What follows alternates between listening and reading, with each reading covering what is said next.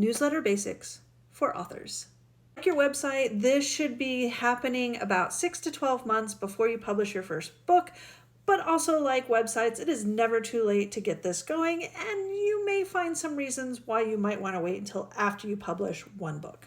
First things first, the best resource for getting started is Newsletter Ninja and Newsletter Ninja 2 if you give a reader a cookie. We'll talk about cookies later. The second step is to pick an email service provider. If for whatever reason you can't get a domain email, that would be yourname@yourname.com, Substack is probably the best way to go.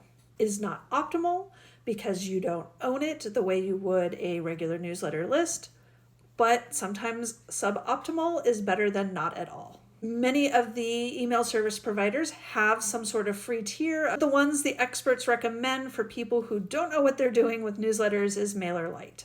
If you have experience with another email service provider, that might be the best way to go because it takes one more thing off of your plate to learn.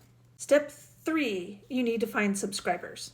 This is where the cookie comes in. At the very beginning, just ask some friends and families if they would mind subscribing and occasionally opening up your newsletter just to get you going. What you really need is a reader magnet. This is a short, relatively easy piece of content that you can put out there to encourage people to sign up for your newsletter. Some quick examples would be a short story, a recipe related to your book, some character art. And fourth, you need content. Not unlike your social media, think about 3 or 4 buckets you can regularly pull from and then add in some additional stuff as need be. Try to design your newsletter so that you're always giving something to the reader, whether that be, say, a piece of flash fiction or a short poem, or just insight into your writing process or your life. Or pet pics. Pet pics are good. Make sure you talk about what you're working on, put in some links to your books, or the occasional group promo, or swap mentions with another author. So I promote your book, you promote mine.